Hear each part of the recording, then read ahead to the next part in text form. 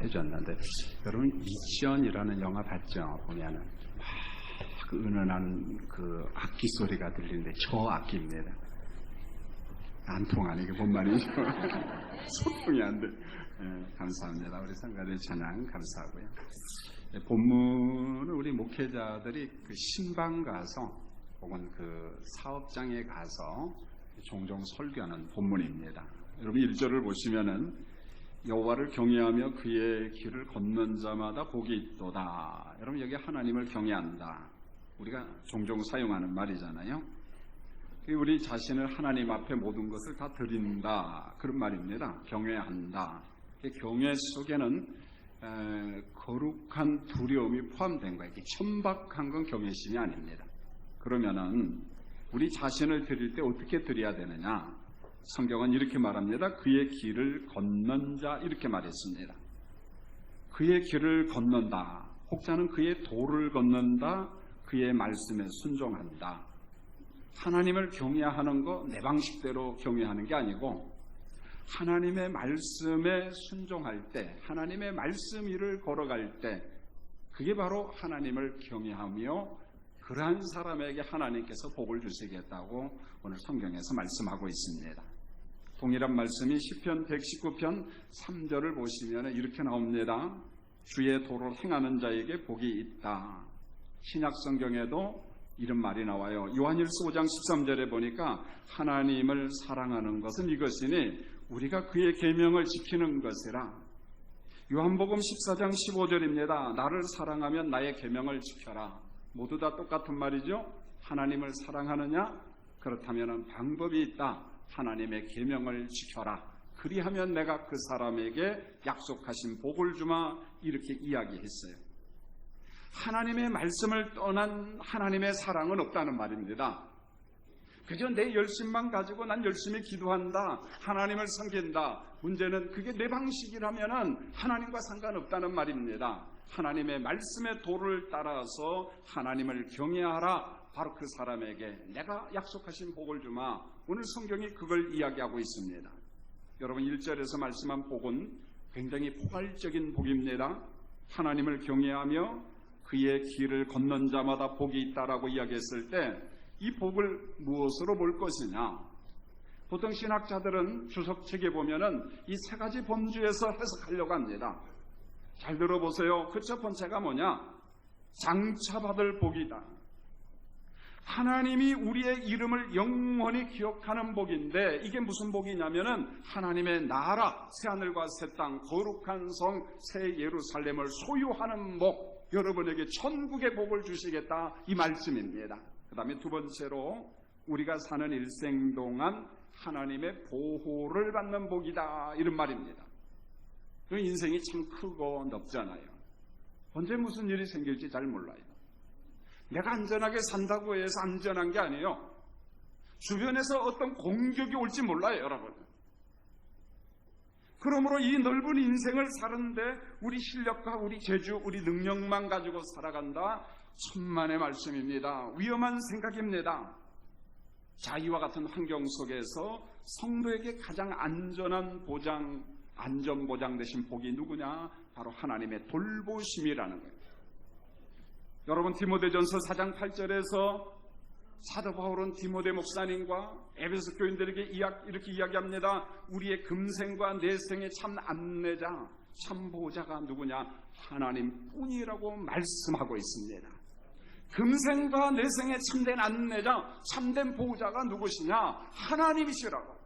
우리가 그 하나님을 신뢰해야 돼요. 우리가 그 하나님을 믿는 겁니다. 그 하나님과 동거동락하는, 동행하는 여러분 되기를 원합니다.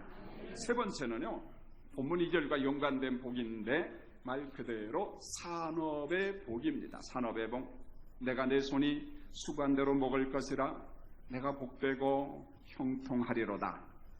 시편 기자는 이렇게 말했어요. 하나님을 경외하는 사람에게 주실 복이 있는데 손으로 수고하면 수고한 대로 먹는 형통함과 행복함의 복을 주겠다. 손으로 수고하면은 수고한 만큼의 열매를 먹도록 내가 복 주마 이런 말입니다.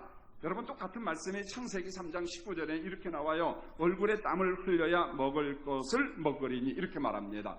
그러므로 성경은요, 일하지 않고 먹는 것은 별로 원하지 않아요. 물론 선천적으로 몸이 아프거나 환경이 어려운 사람들은 가족이 돕고 사회가 돕고 교회가 도와야죠. 서로 협력해야죠. 그런데 모든 게 멀쩡합니다. 그런 사람은 손으로 수고하라, 얼굴에 땀을 흘려라, 그래야만이 먹을 수 있다. 불로소득 별로 좋아하지 않아요. 하나님께서 원하지 않습니다. 한 번은 우리 정혜관 집사님이 성수동에 회사가 있는데 이제 회사를 좀 넓은 데로 옮겼습니다. 확장 예배를 드리는데 제가 이 본문을 가지고 설교를 했습니다. 설교를 마치고 집사님하고 단둘이 쭉 걸어가면서 이런저런 회사 일, 사업 일, 대화를 하는데 집사님이 이런 말을 해요. 목사님, 제가 오늘 그 본문을 참 좋아해요. 그런데 좋아하지만은 그 본문 중에도 제가 좋아하는 게 손으로 수고한 만큼 먹는다. 제가 이걸 좋아합니다. 그러면서 그 다음에 이런 말을 합니다. 어느 때는 제가 하루에 2시간밖에 못 자고 잠 못 자고 며칠간 일할 때도 있다. 보름간 일하고. 그렇지만은 내가 일한다고 해서 맨날 돈이 남고 그런 건 아니다. 그러나 수고하면은 그 수고의 대가가 얼마 후에 혹은 더 먼 시간 후에 돌아오는 것을 본다는 것입니다. 그래서 나는 수고한 대로 먹는다. 내가 수고한 만큼 대가가 돌아오고 내가 수고한 만큼 먹는다. 목사님, 저는 그 말씀을 너무 좋아합니다. 저는 그것을 경험하고 삽니다. 내가 수고했기 때문에 몇 날 30배, 60배, 100배 열매가 남는다. 그런 말이 아니에요. 남을 때도 있지만은 적자 볼 때도 있어요. 그런데 적자가 아니라는 거예요. 반드시 땀의 대가, 수고의 대가가 돌아온다는 거예요. 그래서 일할 재미가 있다는 것입니다. 바로 이겁니다. 그런데 우리가 본문 2절을 해석할 때 항상 조금은 조심해야 됩니다. 내가 수고했으니 수고한 만큼 먹는 것은 당연한 것이다. 마땅한 것이다. 여기 습관적으로 나오는 사람 있죠. 이게 말의 습관도 상당히 조심을 해야 되는데 내가 이렇게 먹는 것은 내가 수고했으니까 당연하다, 마땅하다. 그러면 제발 이런 말 함부로 하지 말았으면 좋겠어요. 하나님이 정말 안 좋아합니다. 왜 그런 거냐면은 우리가 노동을 했다고 해서 노동의 결과가 반드시 오는 건 아니에요. 노동과 더불어서 주변 환경이 어우러져야 돼요. 조화가 있어야만 해요. 자, 우리가 농사 이야기를 한번 해볼까요? 농사를 짓습니다. 우선 적절한 햇빛이 있어야죠. 일조량이 맞아야 돼요. 바람도 있고 그 다음에 비도 와야 되고 온도가 맞아야 돼요. 식물이 자랍니다. 열매를 거둘 수 있습니다. 여러분, 우리가 살아온 날들을 한번 돌이켜보세요. 자, 우리 성도님들 서울에 살다 보니까 농사 짓는 사람 별로 없지만은 자, 전에 살았던 시골 생각을 한번 해보세요. 태풍이 불면은 과일이 어떻게 돼요? 다 떨어집니다. 여러분, 비가 많이 와도 과일의 당도가 없어져요. 열매 아무리 많이 맺어도 상품 가치가 없습니다. 여러분, 어느 때는 벌레들이 과일나무를 고사시켜요. 요즘은 외래종 벌레가 얼마나 많은지 몰라요. 외국에서 들어온 벌레야. 얼마나 독한지 한국의 벌레들이요, 쩔쩔매 보면은요. 여러분, 이와는 반대인 경우가 있어요. 금년 농사가 잘 되었다고 풍년가를 불러요. 기분 좋아요. 우리 집사님이 동생과 형님이 전라남도 광양에서 호박도 키우고 오이도 키우고 토마토도 키워요. 근데 늘 물어봅니다. 집사님, 형제들 농사 어떻게 됐습니까? 근데 참 감사하게 이렇게 말했어요. 금년은 대박입니다. 대박 소리만 들으면 왠지 모르게 좋아. 대박입니다. 무슨 농사 됐어? 금년에는 토마토 농사를 졌네요. 여러분, 농사도 잘 됐는데 값도 적절했다는 말이죠. 그러니까 대박이지. 누구냐면 김상원 집사님이야. 그 김 집사님한테 토마토 좀 주시라고 그래요, 여러분요. 대박 토마토. 여러분, 얼마나 행복합니까? 수고했어요. 노력했습니다. 그러나 그게 전부 다 매일 그런 공식에 의해서 되는 게 아니라는 거예요. 농산물 가격이 하락해요. 추수도 못합니다. 트랙터로 밭을 갖다가 다 밀어버립니다. 농사는 풍년인데 가격은 흉년일 때가 종종 있습니다. 여러분, 그러므로 겸손한 사람은 하나님 앞에서 당연하다, 마땅하다 이런 말 조심합니다. 하나님이 복된 열매를 주실 때 비로소 그게 여러분의 복이 되는 거예요. 이걸 누가 경험했느냐? 이삭이 경험을 해요. 창세기 26장에 그렇게 말하잖아. 내가 그의 농사를 지었더니 비로소 하나님이 축복하시니까 100배의 열매를 맺었더라. 왕성함의 복을 받았더라. 하나님이 복을 주셔야 그게 내 복이 되는 거예요. 여러분의 것이 되는 것입니다. 비로소라고 하는 말이 옳은 말씀입니다. 하나님이 진노하시면요, 뿌린 씨앗 10분의 1도 못 거두어요. 여러분 이뿐인 줄 아세요? 씨앗은 내가 뿌렸습니다. 농사도 내가 지었어요. 추수도 내가 했습니다. 곡간에 저장했습니다. 그런데 보세요. 엉뚱한 사람이 몽땅 다 가져가. 여러분 종종 그런 경험을 하잖아요. 그래서 성경에서 진정한 복은요, 혼자 받는 복이 아니에요. 형님도 복을 받아야 돼. 동생도 받고 누님도 받고 조카도 받고. 이게 바로 시편 127편의 말씀입니다. 나 혼자 열심히 복 받는다고 되는 게 아니야. 옆에 형제가 어려우면은 손 벌리면 좀 도와줘야지요. 여러분요, 함께 복을 받아야 되는 거예요. 여러분 돈은 내가 벌었는데 돈 쓰는 사람은 따로 있다라고 우리 어머니 아버지들 간증하잖아요. 보면은요, 돈은 내가 수고해서 벌었는데 쓰는 놈은 엉뚱한 놈이야, 이렇게 말을 합니다. 그러므로 노동할 때 우리 성도들이 가질 마음이 있습니다. 우리가 수고했습니다. 그러나 수고하는 모든 과정을 섬세하게 축복하시고 인도하시는 하나님의 축복이 있을 때 비로소 그 열매가 여러분이 것이 되는 것입니다. 내가 수고했지만은 하나님이 과정을 축복해 주시고 과정 가운데 열매가 맺는 거예요. 비로소 이삭에게 100배의 복을 주신 하나님이 여러분에게 복 주시기를 원합니다. 우리가 이 믿음이 흔들리면 안 된다는 거예요. 자, 그러면은 우리가 형통함의 복을 받을 때 2절 말씀해 보세요. 내가 내 손이 수고한 대로 먹을 것이라. 내가 복되고 형통하리라. 참 은혜롭잖아요. 내가 복되고 형통하리라. 자, 그러면은 형통함의 복을 받은 성도들이 꼭 기억해야 될 게 있어요. 그게 뭔 줄 아세요? 형통은 내가 자본주의에 살아도 세상에 풍조가 그럴지라도 사치하면 안 돼요. 허영에 빠지면 안 됩니다. 낭비하면 안 돼요. 내 것 가지고 내 마음대로 쓴다? 늘 부탁합니다. 성도는 그 말하지 마세요. 내 것이 없거든요. 난 청직이야. 난 관리자야. 욥이 그런 사람이잖아요. 주신 분도 하나님, 가져가신 분도 여호와 하나님. 그러니까 내 입술로 범죄하지 않았다라고 이야기합니다. 소유권에 대한 고백을 한 겁니다. 내 것 가지고 내 마음대로 쓴다. 우리 삼가 조심해야 됩니다. 그래서 형통함의 미덕 중에 하나가 뭔 줄 아세요? 절제하는 것입니다. 형통함의 목적이 뭐냐? 형통함의 축복, 형통함의 은사가 뭐냐? 그것 가지고 좀 나누라는 거예요. 선한 일에 부한 사람이 되라, 이렇게 말씀합니다. 이게 성경의 전반적인 말씀입니다. 나누라, 선한 일에 부한 사람이 되라. 우리 주님 말씀하십니다. 제가 예화를 하나 들겠어요. 저도 하여간 이분 이야기는 유년주일학교 때부터 들은 것 같아요. 들어도 재미있어. 여러분, 고아의 아버지 누구시죠? 조지 뮬러. 조지 뮬러. 이분이요, 1805년도에 태어나서 1898년도, 그러니까 이 시대 사람들보다 조금 장수의 복을 받아요. 오래 삽니다. 근데 이분이 독일 사람이에요. 조지 뮬러가 독일 사람인데 사역은 어디서 하냐면 영국에 가서 합니다. 영국에 가면은 맨 남부에 가면 브리스톨이라고 하는 큰 산업도시가 있어요. 굉장한 도시입니다. 브리스톨 옆에는 바스라고 하는 도시가 있고 또 옆에는 탄광촌이 있고, 그러니까 구조적으로 산업이 발전할 수 있는 조건이 다 있어요. 항구도 있지요. 자원이 많지요. 그러니까 영국의 산업화에 큰 일을 감당하죠. 여러분, 브리스톨 대학은요, 여러분 세계 100대 대학 리스트를 쭉 보면은 서울대보다도 한참 앞서 있어요. 그래서 우리가 맨날 뭐 캠브리지, 옥스포드, 그다음에 런던 임페리얼 이런 이야기만 들으니까 브리스톨은 도대체 어디야 하는데 서울대보다 앞선 대학입니다. 굉장한 대학이에요, 여러분.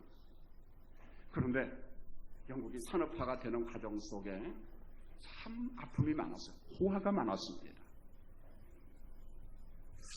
자, 이제 물려 이야기를 좀 한번 하지요. 조지 물려는요, 참 불우한 환경에서 자랐습니다. 불행했어요. 그래서 심각한 청소년기를 보내. 제가 그래 보니까 이렇게 나와요. 전 조지 물러 하우스에 가서 박물관도 보고 그가 어떻게 고아원 사역을 했는가 그것도 봤습니다. 그 가운데 이런 말이 나요. 구제불능 이꼬르 문제아. 조지 물러가 구제불능에다가 플러스 문제아. 내놓은 놈이야, 내놓은 놈. 그런데요, 사람 참 묘해요. 학교를 괜찮은 학교로 갔어요. 명문대학교 갔다 그 말이 아닙니다. 좋은 대학, 괜찮은 학교를 갔는데 그 대학이 어디냐면은 할레 대학에 입학을 합니다. 할레 대학. 요 할레 대학이 어떤 곳이냐면은 독일에 가면은 경건주의학 계보가 있어요. 자, 1세대가 슈페너입니다. 바로 그 밑에가 프랑케입니다. 경건자이면서 돈이 좀 제법 많은 브란덴부르크 3세라고 하는 사람이 힘을 모아가지고 1694년도에 대학을 하나 만드는데 그 대학이 뭐냐면 그 유명한 할레 대학입니다. 할레 대학을 세웠습니다. 자, 이 할레 대학에 조지 물러가 입학을 했습니다. 이제 대학생이 됐으니까 자기 세상이죠. 술 먹고 놀고 이게 뮬러의 주특기입니다. 보면은요. 매일 술 먹고 쾌락주의에 빠져서 사는데 한 번은 크리스토퍼 친구가 뮬러에게 이런 말을 합니다. 야, 친구야, 여기 할레 마르크트 광장 옆에 가면 기도 모임이 있단다. 성경 공부하는 모임이 있단다. 그래서 훗날 이 기도 모임의 장소, 성경 공부 모임의 장소를 마르크트 교회 이렇게 말해요. 광장교회라고도 이야기를 합니다. 굉장히 역사가 깊죠. 기도 모임이 교회로 발전하고 성경 모임이 교회로 발전을 한 겁니다. 그런데 뮬러가 이런 데 갈 사람이 아니거든. 술 먹으러 가자면 가요. 놀자고 하면 잘 놀아요. 뮬러는 자기는 쾌락주의자라고 이야기했습니다. 하나님이 무슨 필요가 있어? 이런 사람이 조지 뮬러였습니다. 그런데 광장에 있는 길거리 모임, 평신도들이 모여서 성경을 공부합니다. 자기들끼리 설교를 합니다. 기도를 합니다. 처음에는 어색했어요. 기도를 하는데 도대체 저게 무슨 말이야? 왜 저렇게 기도를 하는가? 그게 자기 마음에 와닿지 않았습니다. 그런데 그 설교소리가 집에 돌아가면 자기를 지배해요. 기도 내용이 뮬러를 지배합니다. 한 번 가요, 두 번 가요. 회심을 경험합니다. 제3의 확신을 가졌습니다. 이때부터 뮬러는 이런 생각을 합니다. 성경과 삶의 실천이 뭐냐? 왜 우리가 하나님의 말씀을 배우고 왜 우리가 하나님의 말씀 설교를 듣느냐? 듣고 끝나는 것이 아니다. 실천해야 된다. 이게 할레 대학의 모토였습니다. 하나님의 말씀을 배웠느냐? 설교를 들었느냐? 그렇다면 말씀 들은 대로 행동하자, 실천하자. 자, 뮬러는 고민하기 시작했어요. 내가 어떻게 살아야 될 것인가? 여러분, 여기에서 한 가지 역사 이야기를 더 합니다. 여러분, 루터가 종교개혁을 하죠. 자, 루터파가 이때부터 카톨릭, 로만 카톨릭하고 교리 논쟁이 막 벌어집니다. 여러분, 교리 논쟁이 대단히 중요하죠. 그러나 교리 논쟁이 자칫 잘못하면 삭막해져요. 차가워진다는 말입니다. 남을 공격하고 그러다 보면은 그 속에 은혜가 없어. 나중에 냉정해져. 통이 없어지는 경우가 참 많아요. 토론도 재미나게 은혜롭게 해야지 자칫 잘못하면은 여러분 냉랭해집니다. 그래서 형식적인 루터파에 대한 반동으로 생긴 대학이 할레 대학입니다. 형식적인 루터파 교회의 반동으로 생긴 게 바로 할레 대학이죠. 물론 이제 할레 대학이 중간에 잠시 휴교했다가 이 두 개 대학이 1933년에 이때가 루터가 태어난 지 450년 되던 해에 할레 대학하고 비텐베르그 대학이 합해요. 비텐베르그 들어봤죠? 유명한 도시 아니겠어요? 비텐베르그 대학. 그래서 할레 비텐베르그 대학 이렇게 나온 거예요. 할레 비텐베르그 대학. 유명한 대학입니다. 여러분, 할레 대학에서 경건한 목사님과 선교사가 그 당시 막 쏟아져 나오는데 얼마가 나오냐면 6,000명이 나왔습니다. 6,000명이 그 당시 배출이 되었어요. 그런데 이 사람들이요, 하나님의 말씀에 은혜 받고 어떤 결심을 하냐? 전 세계로 가자. 그래서 인도로 갑니다. 중국으로 갑니다. 어려운 나라로 갔습니다. 여러분 서해바다 근방에 산 사람 아마 기억이 좀 있을 거예요. 그 다음에 우리 젊은 사람들은 구출라프라는 귀출라프라고 하는 사람의 이름을 기억할 겁니다. 이 사람이 중국에 선교사로 왔어요. 한문 성경을 가지고 저쪽에 가니까 조선이 있다더라, 대한민국이 있다더라. 그래서 서해바다 와서 중국 성경을 전달하고 갔습니다. 여러분 이 사람이 그 지역에서 감자 심는 법도 가르쳐주고 가고요. 좋은 일 많이 하고 갔어요. 이 사람도 어디 대학 출신이냐면 할레대학교 출신이었습니다. 그런데 이 대학 출신인 조지 밀러가 그래 나도 하나님의 말씀대로 하나님의 사랑을 실천해야 되는데 내가 어디로 가지 하다가 정보를 들었어요. 영국 브리스톨로 가자. 여기는 고아가 많다더라. 공부를 못하는 사람이 많다더라. 산업도시입니다. 탄광촌입니다. 어렵게 살아가는 가정이 많아요. 고아가 많습니다. 내가 가서 돌보자. 여러분 고아가 많을 때는 1870년도에 자그마치 약 2300명 정도가 고아가 있었대요. 어마어마합니다. 여러분 조지 뮬러의 고아의 아버지만은 이 사람에게 또 한 가지 장점이 뭔지라세요? 이 고아들을 돌보기 위해서 무엇했어요? 기도를 많이 했어요. 그래서 기도의 아버지입니다. 왜 기도한 줄 아세요? 고아를 돌보러 왔는데 20명 30명 고아라고 하면은요 여기 가서 기부받고 여기 가서 부탁하면 먹이는데 지장 없습니다. 여기는 굉장한 사람들이 지금 많이 있어요. 고아도 많지만 잘 사는 사람도 많아요. 그런데 고아가 1000명이 넘어요. 1500명이 넘어요. 2000명이 넘어요. 어디 가서 손 벌립니까? 그러니까 하나님 앞에 기도할 수밖에 없죠. 여러분 밀려는 성경의 하나님을 그대로 믿었습니다. 창세기 1장의 하나님의 전능하심을 그대로 믿었습니다. 여러분 강조합니다. 성경의 하나님은 우리 하나님이셔요. 물려가 그 하나님을 믿었습니다. 그리고 하나님 앞에 엎드려 기도했어요. 하나님 지금 먹을 게 없습니다. 고아가 2000명입니다. 2300명입니다. 제가 어디 가서 손 벌려요? 없어요. 하나님 앞에 손 벌립니다. 자, 이 막 산업도시다 보니까 이 제과점이 잘 됐어요. 빵이 엄청나게 팔렸습니다. 그런데 빵을 꾸는 기술자가 30분 딱 꾸고 딱 꺼내야 되는데 같이 하는 순간에 졸았는지 무슨 생각을 했는지는 모르지만 35분이 됐어. 그럼 적절하게 노릇노릇 구워야 되는데 한 5분 더 지나면 어떻게 되세요? 상품 가치가 있어요 없어요? 이 많은 걸 버리자니 어디다 버려? 성령께서 가르쳐주는 게 조지 뮬러 있잖아. 고아 있잖아. 맞아. 그래서 술에다 싣고 누구한테 다 갖다 줘요? 고아원에 다 갖다 준 겁니다. 이렇게 먹였다는 거야. 그래서 조지 뮬러를 일컬어서 고아의 아버지라고 이야기하고 기도의 아버지라고 이야기합니다. 우리가 들어봤어요. 조지 뮬러는 평생 5만 번 기도했는데 5만 번 기도 응답을 받았다라는 재미있는 일화가 있습니다. 이게 무슨 말인가 하냐면 그는 대학에서 배웠어요. 하나님의 말씀을 공부했습니다. 하나님의 말씀이 대부분의 사람들 머릿속에서 가슴속에서 화석화돼버려 굳어버립니다.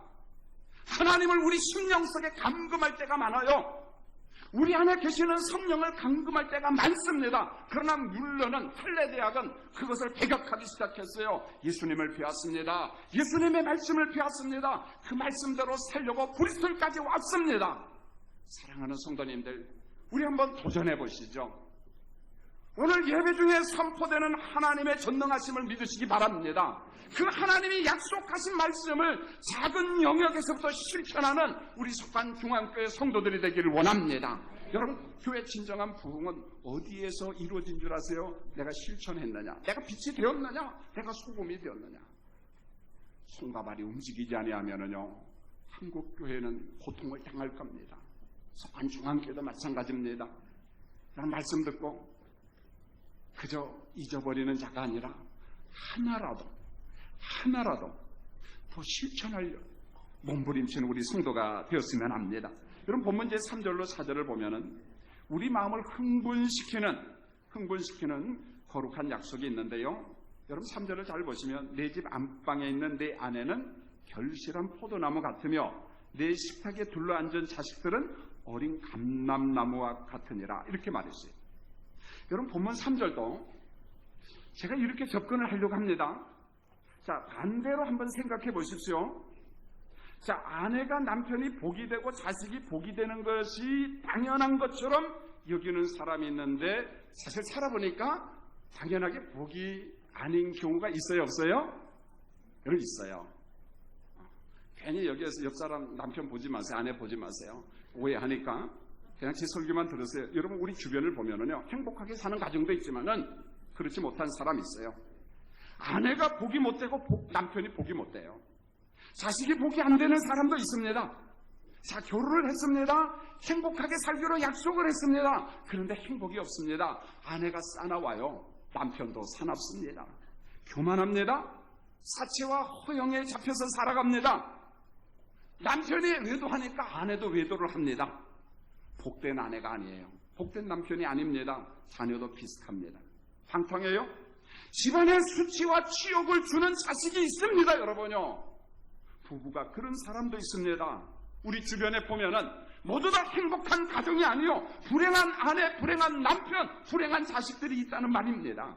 그런데 오늘 3절에 뭐라고 이야기합니까? 하나님을 경외하며 하나님의 도에 기꺼이 순종하는 자, 이게 전제 조건이에요. 하나님의 말씀을 기꺼이 순종하는 자, 하나님을 경외하는 자, 하나님 말씀에 순종하는 자, 내가 그들에게 약속한다.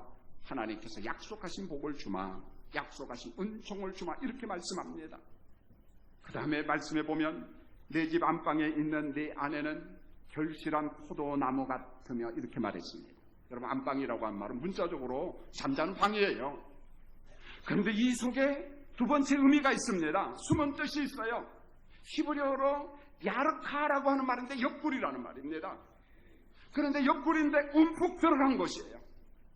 물론 요즘에는 들어간 사람 별로 없어요. 24인치만 들어갔지.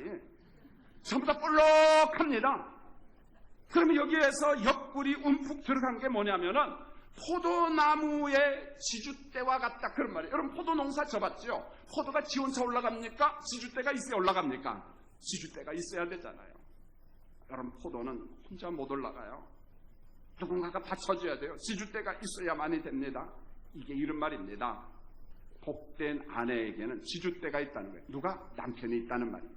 우리는 쌍방간의 지주대가 돼야 돼요. 아내에게는 남편 대신 지주대가 있고 남편에게는 아내의 지주대가 있다. 여러분 오늘 성경에서 말씀한 이 포도송이의 복, 자손의 복, 풍요의 복은 아내, 남편 혼자에 의해서 얻어지는 것이 아니라 부부가 합심할 때, 협력할 때 하나님의 축복, 포도송이의 복, 넘치는 풍요의 복이 임한다는 말입니다. 식탁에 있는 자식은 어린 감람나무와 같다, 이렇게 이야기했어요. 여러분 감람나무는 풍요의 상징이에요. 열매가 많이 열립니다. 어린 감람나무는 열매 없어요.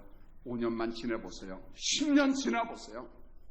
많은 열매가 맺어져요.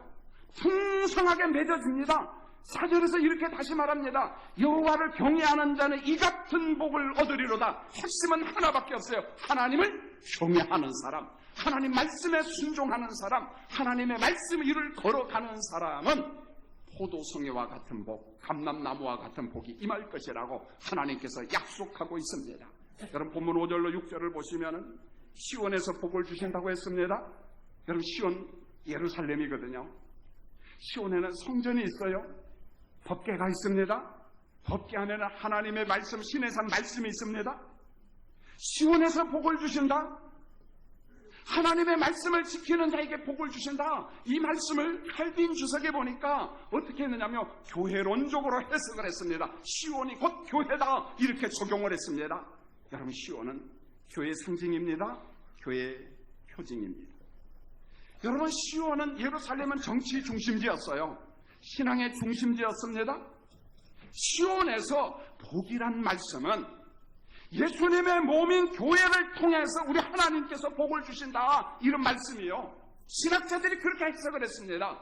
예수님의 몸이 건강하고 예수님의 몸이 하나님 말씀 위를 걸어갈 때 하나님은 예수님의 몸인 교회를 통해서, 주님의 교회를 통해서, 가짜 교회가 아니에요, 참된 교회를 통해서, 석관 중앙교회를 통해서 내가 너에게 복을 주마, 시온에서 복을 주마. 오늘 하나님께서 시편 기자를 통해서 이렇게 말씀하고 있습니다. 사랑하는 성도님들, 예배드리는 석관 중앙교회를 통해서 하나님이 약속하신 복을 누리기를 원합니다. 예루살렘의 번영을 보며 이렇게 말씀했어요. 예루살렘의 번영을 보며 성도님들 개인적으로도 축복을 간청해야 되어 사모해야 됩니다. 동시에 예수님의 몸인 교회가 형통하기를 위해서 기도해야 됩니다.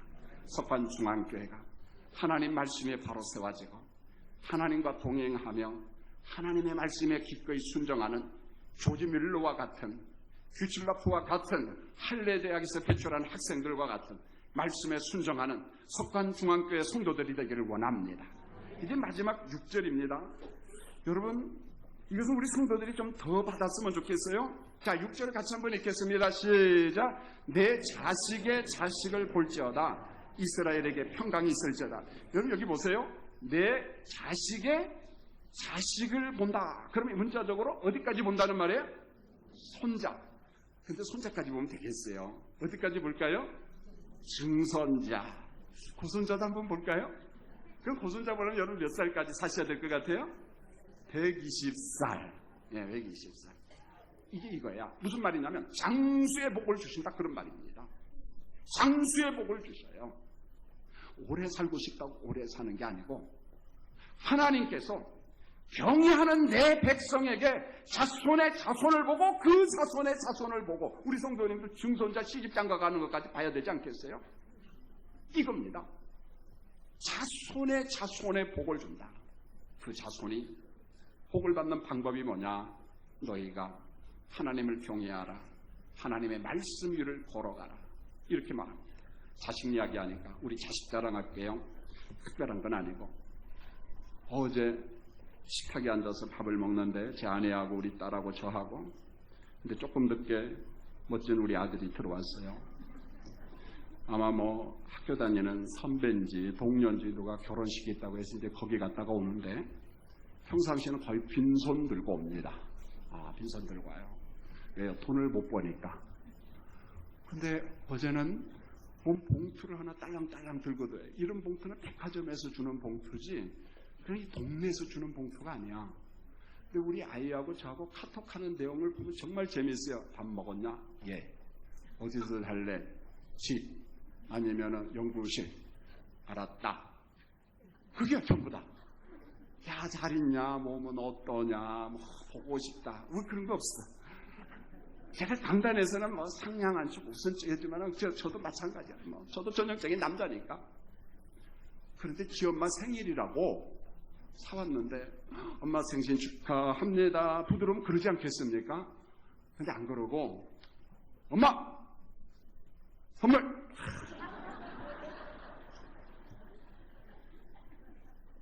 지 엄마는 그게 뭔지 몰랐어. 생일이 지나갔거든 사실은요. 딱 보니까 옷이야. 그 순간 알았어요. 우리 애가 생일 선물이라고 지 엄마 옷을 사온 거예요. 그게 누구 돈일까요? 제 돈이에요. 제가 용돈 준 거잖아요. 전 너무 행복했어요. 그래서 우리 아들한테 그랬어요. 내 속으로 내가 그 용돈 다 채워주마. 근데 저는 원금만 채워주진 않아요. 너무 기쁘잖아요. 이겁니다. 부드럽지는 못해도 상냥하지는 않아도 또 남자가 너무 상냥하면 그것도 징그러워. 남자가 막 엄마 뽀뽀하자 뭐하자 그러면은 막 징그러워. 물론 그렇게 하셔야죠. 제가 그렇다. 그런데 나를 낳아준 엄마의 생일을 기억하면서 엄마 선물이야. 단순하지만 이거 아닙니까? 이게 복이라는 거예요. 사랑하는 성도님들, 오늘 예배당에 참여하신 우리 남자 성도님들, 어머니 생신, 아버지 생신, 또 가족의 생일이 있다면은 우리 아들처럼 한번 하죠. 엄마 선물 하면서 한 보따리 주시기 바랍니다. 할렐루야. 예, 기도하겠습니다. 하나님, 우리가 예수를 믿어도 미흡한 점이 참 많아요. 그렇지만은 하나님을 경외할 때 그 말씀이 우리 마음을 움직여 주시고 하나님이 기뻐하시는 인생을 살 수 있도록 성령이여 도와주시옵소서. 하나님 우리에게 복을 주세요. 물론 우리 성도님들 가운데 경제적인 압박 때문에 고통당하는 사람이 있어요. 가난만 보지 않도록 도와주시고 하나님을 경외하는 그 사람에게 축복하시는 하나님을 마지막까지 신뢰할 수 있는 믿음의 성도들 되게 도와주시옵소서. 석관중앙교회를 통하여 사랑하는 성도들에게 복을 내려 주시옵소서. 예수님의 이름으로 기도합니다. 아멘.